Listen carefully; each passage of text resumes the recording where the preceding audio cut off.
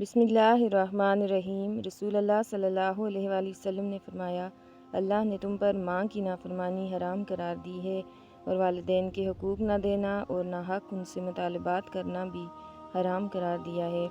لڑکیوں کو زندہ دفن کرنا اور کیل و کال یعنی فضول باتیں، کثرت سوال اور مال کی بربادی کو بھی ناپسند کیا ہے۔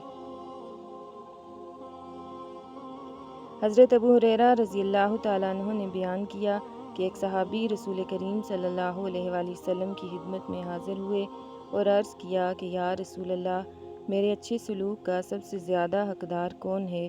فرمایا کہ تمہاری ماں ہے۔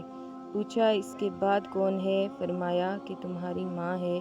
انہوں نے پھر پوچھا اس کے بعد کون؟ آپ صلی اللہ علیہ وآلہ وسلم نے فرمایا کہ تمہاری ماں ہے۔ انہوں نے پوچھا اس کے بعد کون؟ رسول کریم صلی اللہ علیہ وآلہ وسلم نے فرمایا پھر تمہارا باپ ہے۔ ڈپریشن میں سورہ توبہ کی یہ آخری آیت تلاوت کرتے رہا کریں۔ بسم اللہ الرحمن الرحیم۔ حسبی اللہ لا الہ الا هو علیہ توکلت وہو رب العرش العظیم۔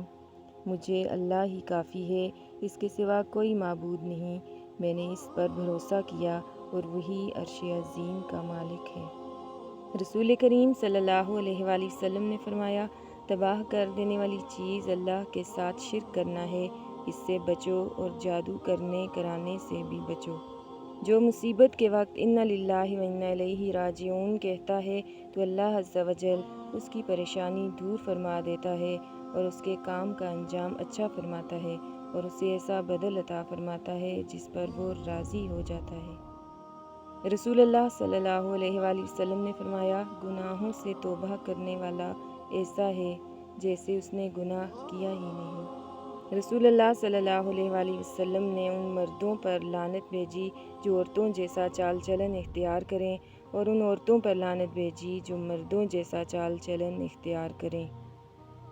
رسول اللہ صلی اللہ علیہ وآلہ وسلم نے فرمایا، خرچ کیا کرو اور اسے گن گن کر مت رکھو ورنہ اللہ بھی تمہیں گن گن کر ہی دے گا، نیز محتاجوں اور غریبوں کو دینا مت روکو ورنہ اللہ بھی تمہیں دینا روک دے گا۔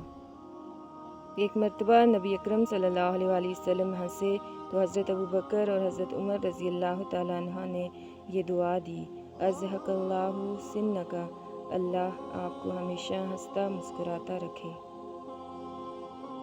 حدیث نبوی صلی اللہ علیہ وآلہ وسلم ہے، کوئی شخص تم میں سے موت کی آرزو نہ کرے، اگر وہ نیک ہے تو ممکن ہے نیکی میں اور زیادہ ہو اور اگر برا ہے تو ممکن ہے اس سے توبہ کر لے۔